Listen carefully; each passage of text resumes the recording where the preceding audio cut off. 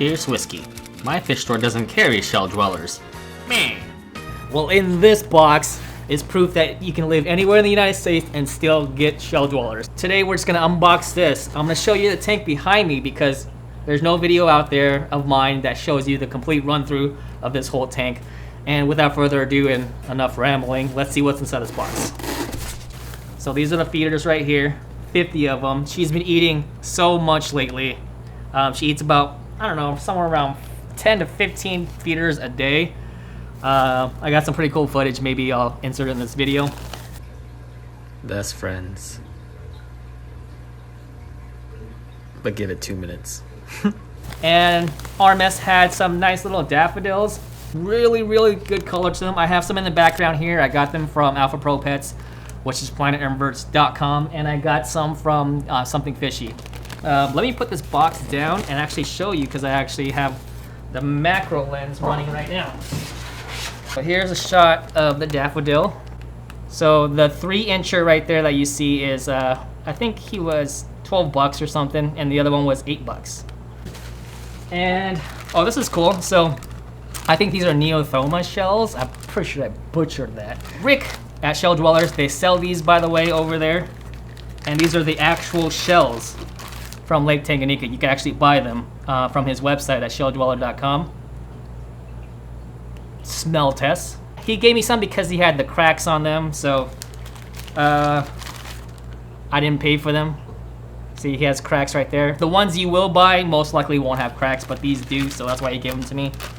I just think that's so awesome. I hope, you know, I have a bunch of shells in that tank right now, but I hope the cichlids take to these ones because they are natural. We'll see, right? What's in here? Ooh, Hygrophila pinnatifida. Lizzie used to grow this plant, and it's just absolutely stunning. Agnon Aquatics does have plants. Look at that. And they're absolutely beautiful. Really good shape. No algae. Possibly snails, but can never not guarantee that, right? So I wanted to put that in one of my CO2 tanks. And here are the Similis from Rick. You cannot see them here because they're in a breather bag, but these guys are ginormous. I don't know how long I'm going to be at this house for, and I want to get the breeding project on the way. All right, here are the guys right here. Let me see if I can get them on camera right there. You see that? These are Lamprey Locust. You guys are gonna I'm gonna butcher this. Kuawensis? This is my first African cichlid tank. Don't give me any. These guys are super rare. Rick was telling me the females develop this nice dorsal on their back with black and white spotting, and the males aren't as colorful. Hopefully they color up nicely. I'm gonna put them in here. This is a 105-gallon tank with probably a 35 to 40-gallon sump, so I think they'll be fine in here, hopefully. Once the male and female pair up, they're gonna want nothing to do with anybody else, so they should be semi-aggressive. And last but not least, George had green neon tetras. So those are the nano ones. I've wanted them for so long. If you guys watch the Aquarium Co-op unboxing, there they are. Man, I can't get these. In here, you also doing some Hasbrosis cories. Just some nano fish here. You know how much I love nano fish. And that's about it. I want to thank Agnon Aquatics. Make sure you stay to the end of the video. You guys can see what his store looks like. Make sure you guys check out shelldweller.com. And maybe I'll throw in a feeding video with the Mata turtle. But until then, I hope you guys enjoyed this little short snippet. You know, I had the vision of this tank nearly a year ago. I wanted to do Shellies with a Sphinx inside the tank. And I wanted to tell a story about how I got interested in Egypt and the whole Sphinx thing. And I was like, how do I incorporate that into a video? I don't know. But whatever it is, I hope you guys enjoy this next little bit because, you know, this was my vision for a whole year. And stay till the end of the video. All right, guys, thank you. Rainfall in the Nile Valley was breakthrough work that John Anthony West and Robert Schoch did. The initial observation came through John.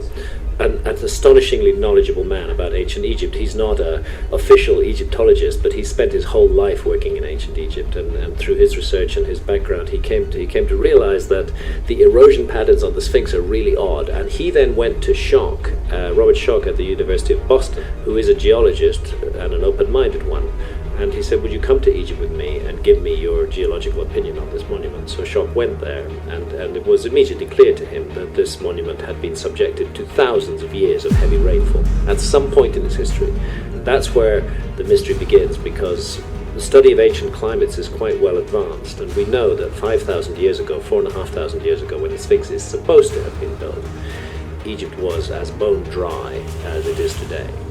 And you have to go back some thousands of years before that, at least to about 9,000 years ago, to get the very heavy rainfall that would have caused the erosion of the Sphinx. But that only means that the Sphinx was standing there 9,000 years ago to be rained on. We can say that the Sphinx was gazing at his own celestial counterpart, the constellation of Leo, at dawn on the spring equinox in 10,000 BC, while 90 degrees away, due south, Orion was lying on the meridian in exactly the pattern of the pyramids on the ground. Well, the argument was at that time that the Sphinx cannot possibly be of that age, because there's nothing else in the world of that age. How could it just be this one unique thing, which is 12,500 years old, or maybe older, this amazing monument? How can that be alone?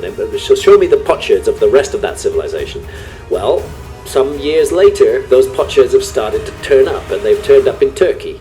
In the form of Göbekli Tepe, a gigantic megalithic circle, which dates back to precisely 12,000 years ago. Alright guys, I hope you guys enjoyed that quick little montage. This is the fish room as it is today. Made look a little bit zoomed in, but that's on purpose because I want to walk around real quick and I'm going to show you all the updates. This is like the little quarantine goldfish feeder spot. Been treating all the goldfish that I've been feeding the turtle with, which I did promise that I'll put in a little feeding video. That's why I had already caught some 3 goldfish in there, and we'll do that in just a bit. Here, algae is finally subsiding.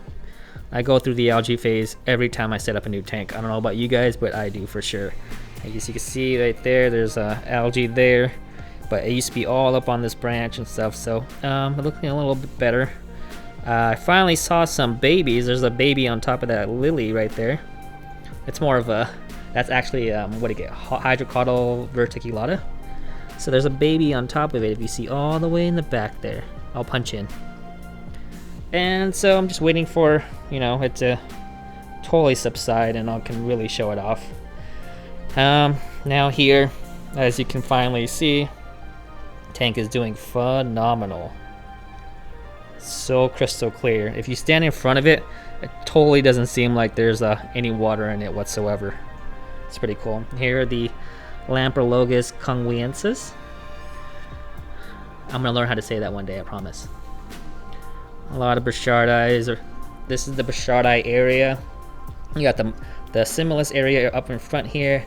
The congruensis, they tend to come over here, but usually their home is all the way over here in that little underneath there, the little under the rock, or Göbekli Tepe, as I built it.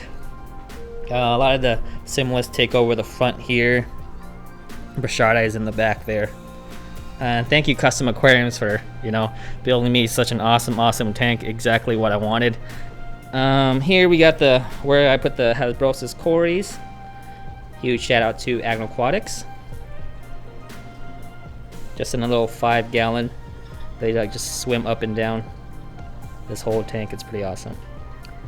Here are the white clouds. I also got extreme jade shrimp in here. They're hard to find because they're so dark. And also some Hastatus cories in the back there. You can see the little tail right there. Oh, here's a shrimp. And I got those little guys at planetinverts.com. You can find the extreme green jade shrimp, I think it is. Algae has mostly subsided. I'm trying to fix all the little ball spots right here for the carpet by putting in a new light there. Over here is a lot of changes. So back there we have the green neon Tetras. Right there is the moss wall that I'm building. You actually finally, that piece right there on Amazon for about $6. It comes with 2 of those little mat pieces, and you put the moss in the middle of it and the 2 suction cups and just throw it on the wall. So that's only probably been a week. It's growing slowly, but once it takes hold, it'll like grow really fast. Right here is really cool. This is actually a shrimp feeder. You put the food right there, drops all the way down and into the little bowl. Love it. There's all my wine reds. That one's the most beautiful, I think.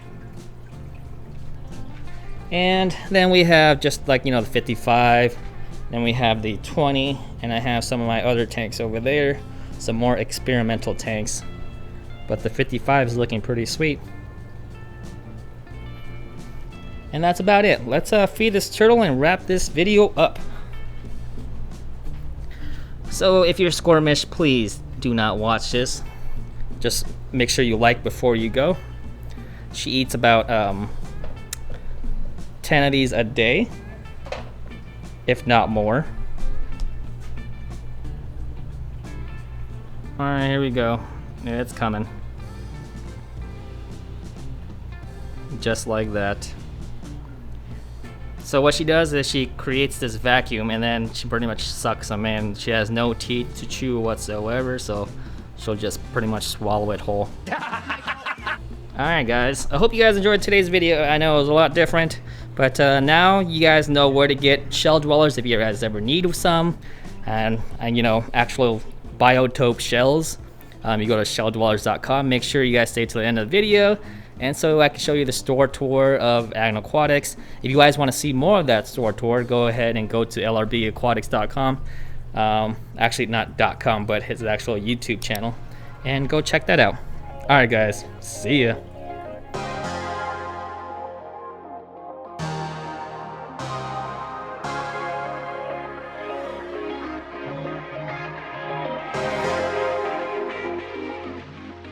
Hey guys, I'm here at Agno Aquatics. This is the first time being here, and this place is kind of blowing my mind right now. The best plants in my whole area, for sure. And they got weird stuff, like right next to me is this rock, right? Look at that. It's a freaking fossil. And right next to that is something called sky rock. Look at the texture on this thing. Absolutely amazing. Alright, so this store is way more to my liking. It has a lot of species here that I'd like to keep. It has rainbows, they have green neon tetras, long fin white clouds, and of course these Pandoro. There's the Hongzoi red and the McMaster. It's a lot of fish that Aquarium Co-op keeps, and it's here. And the plants here are amazing.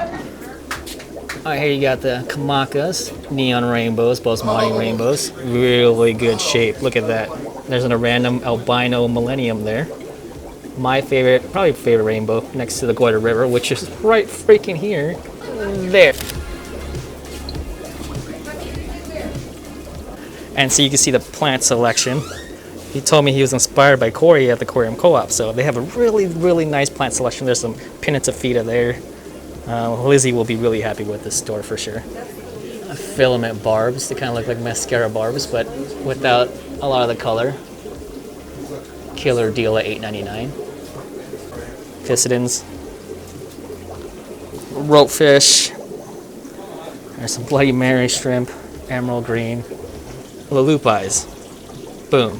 Burchard eyes. Boom. Compressiceps. Got it.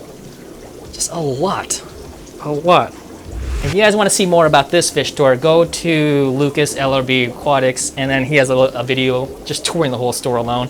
And make sure you guys say hello to everyone here, George and the team. Alright guys, thanks for watching.